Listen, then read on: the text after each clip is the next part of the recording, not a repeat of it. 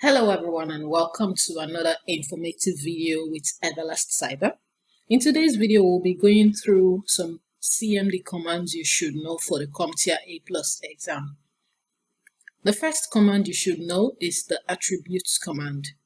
This displays or changes file attributes. Now, attributes can include settings like read-only, hidden, system, and archive. And these attributes affect how files and directories are handled by the operating system and some applications.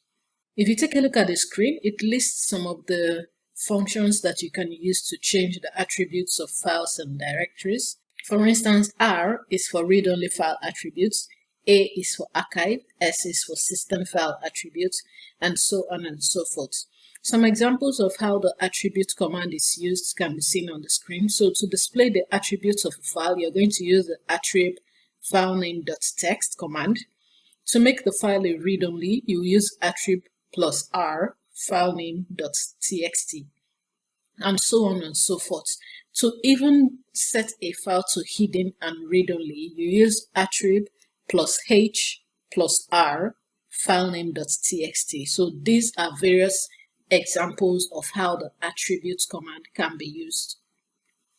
The next command we'll be using is the bootrec.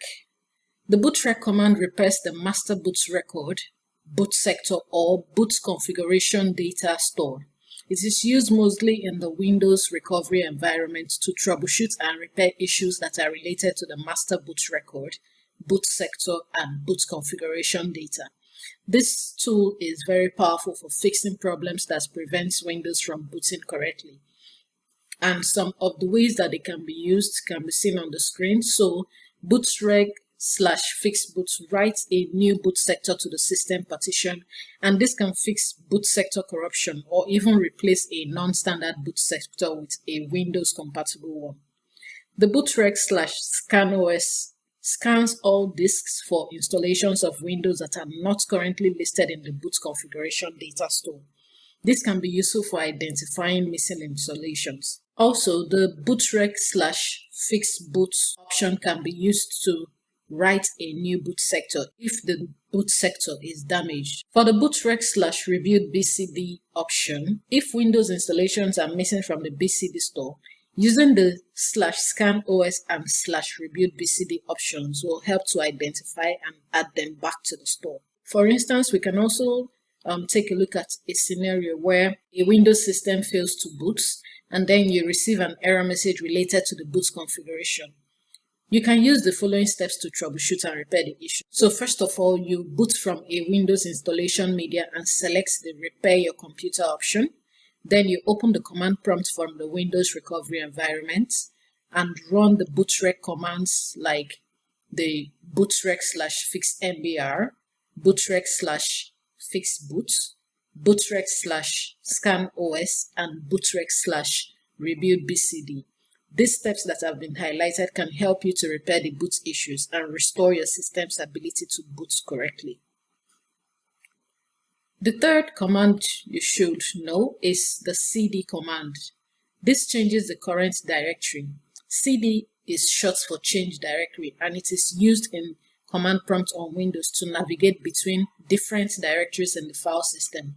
It is a fundamental command for managing and accessing files and folders within different directories, and by typing the cd command alone, it will show you the current directory that you're in.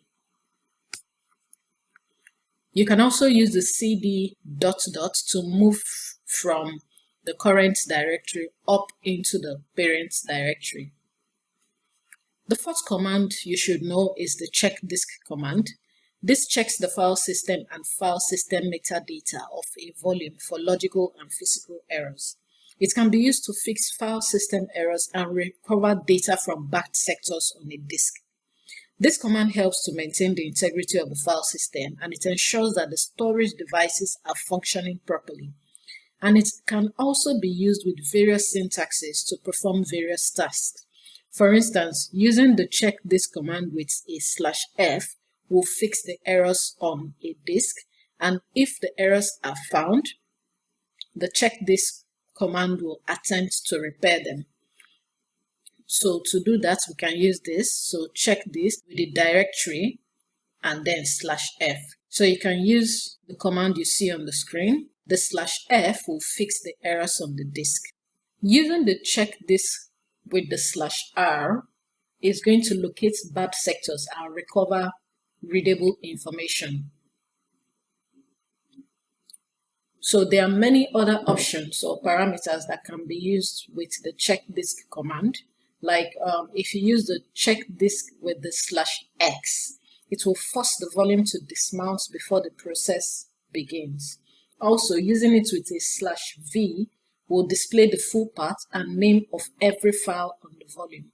So these are some of the parameters that can be used with the check disk command.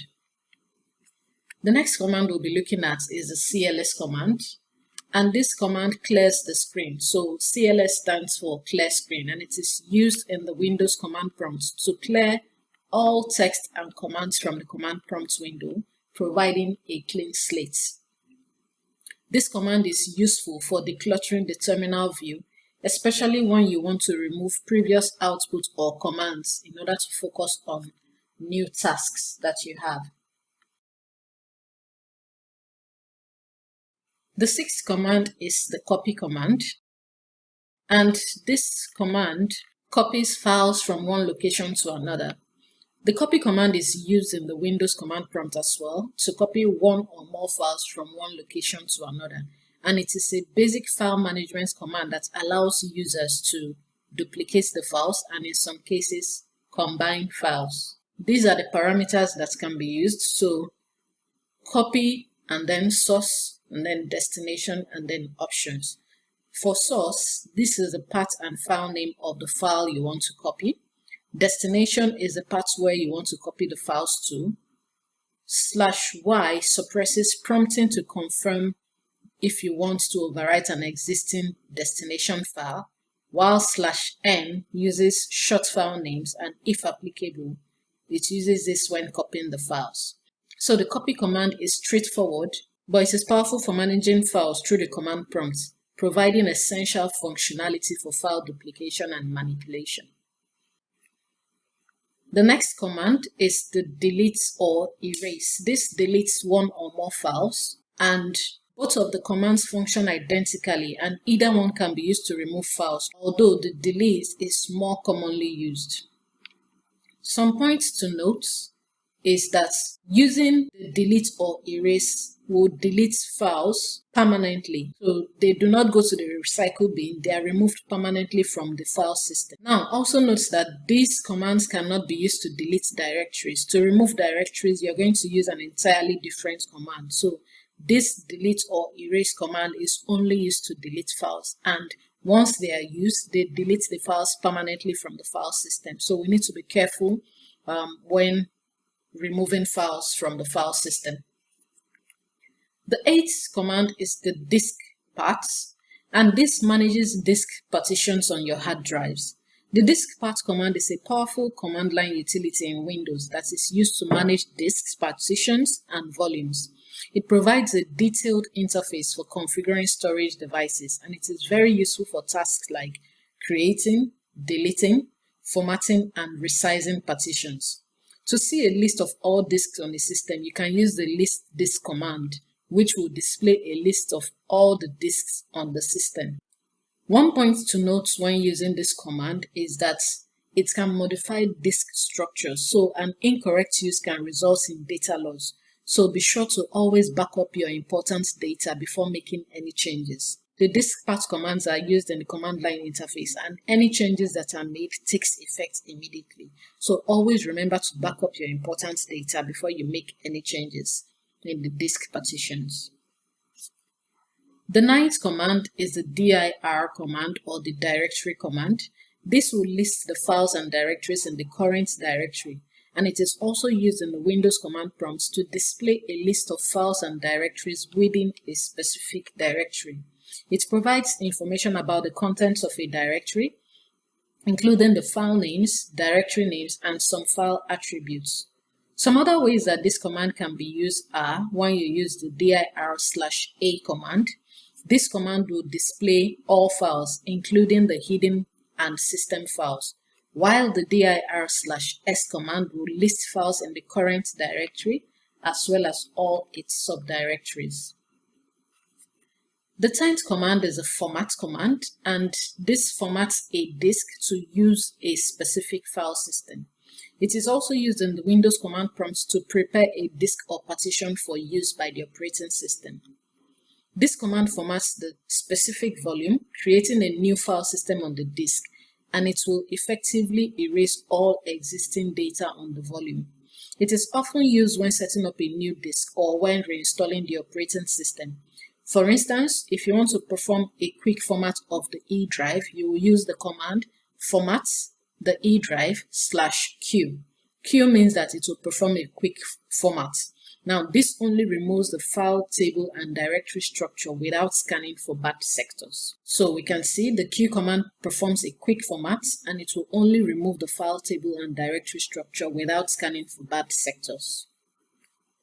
The 11th command is the GP update command, and this refreshes group policy settings. The GP update command is used in the Windows command prompt to refresh group policy settings. It is a feature in Windows that allows administrators to manage configurations for users and computers within an Active Directory environment. The GP update command forces a manual update of group policy settings, and it ensures that the latest policies are applied immediately. So for instance, if we take a look at the syntax on the screen, GP updates and then /targets, the computer, user, force, wait value, log off, boot, and sync. So the targets with the parentheses computer and user, it specifies whether to update user or computer policies. If this is omitted, both the user and computer policies are updated. The /force reapplies all policy settings even if they have not changed, and this is useful for troubleshooting policy changes. /wait sets the maximum amount of time in seconds that the command waits for the policy to finish processing. The default time is 600 seconds, and a value of 0 means no wait, while a value of -1 means to wait indefinitely. /logoff will log off the user after the update completes, and this is required for some policy settings to take effect. /boot will restart the computer after the update completes, and this is also required for some policy settings to take place. /sync causes the next foreground policy application to be done synchronously. So foreground policy applications occur when the computer starts up and the user logs on. So you can as well use this parameter to ensure that policy settings are applied before the user begins working. The 12th command is the GP result command. This displays the resultant set of policy information for a user or a computer. It is used to display the resultant set of policy information for the user and computer, and it shows which group policy settings are applied to a specific user or computer. It also helps administrators to diagnose and troubleshoot group policy issues, and it displays a summary of the group policy settings for the current user and computer when we use the command gpresults/r. The 13th CMD command is the ipconfig. This displays the IP address configuration for network interfaces. So it is also used in the Windows command prompt to display and manage the network configuration of a computer, and it provides detailed information about the IP addresses, subnet masks, default gateway, and other network settings for all network interfaces on the system. It also includes options to refresh DHCP settings and DNS configurations. So if you use the ipconfig/all, it will display detailed information including DHCP and DNS settings. Using the ipconfig/renew will renew the DHCP list for all network adapters. The ipconfig/release will release the DHCP list for all network adapters, while the ipconfig/flush DNS will clear the DNS resolver cache. The 14th command is the MD or make directory. This creates a new directory. in the Windows command prompts, and it helps to organize files and directories within the file system by creating a specific structure. To create a new directory, you can use the command make directory and then the name of the directory. In this case, we are using new folder. However, to create a directory with a specific path, you're going to list the full path like we have on the screen. So you use the make directory, indicates the volume in which the directory will be created, indicates the file path as well. The 15th CMD command is the NSLOOKUP, and this queries DNS servers for domain name or IP address mapping. It allows users to obtain domain name or IP address mapping information for a specific DNS record, and this command is useful for troubleshooting DNS-related issues and verifying DNS configurations. There are various parameters that can be used with the NSLOOKUP command. For instance, we can use the host name. So in this case, you use the domain name you want to look up with the NSLOOKUP command. For instance, you can use NSLOOKUP and then the domain name. For example, we can do NSLOOKUP and then www.example.com. You can also use the NSLOOKUP command to specify a DNS server. So for instance, you can type in NSLOOKUP www.example.com and then 8.8.8.8. This will use Google's public DNS server, which is 8.8.8.8, to look up the domain name www.example.com. This command can also be used for troubleshooting connectivity. So to determine if a DNS resolution issue is causing connectivity problems, you can check if the domain name resolves correctly to the IP address. You can also use this command to verify DNS records by ensuring that the DNS records are correctly set up for domains, such as checking if the MX record points to the correct mail server. This command can also be used for network diagnostics to diagnose and resolve issues with DNS servers or configuration. In essence, the NSLOOKUP command is a powerful tool for network administrators and users to diagnose and verify DNS settings and to help ensure that domain names and IP addresses are correctly mapped and accessible. This brings us to the end of the video for some of the CMD commands you need to know for the CompTIA A+ exam. Don't forget to like, comment and share, and if you found this helpful, please drop a comment in the comment section. Also hit the subscribe button so that you'll be informed when our next informative video will drop. Thank you for watching, and I'll see you in the next video.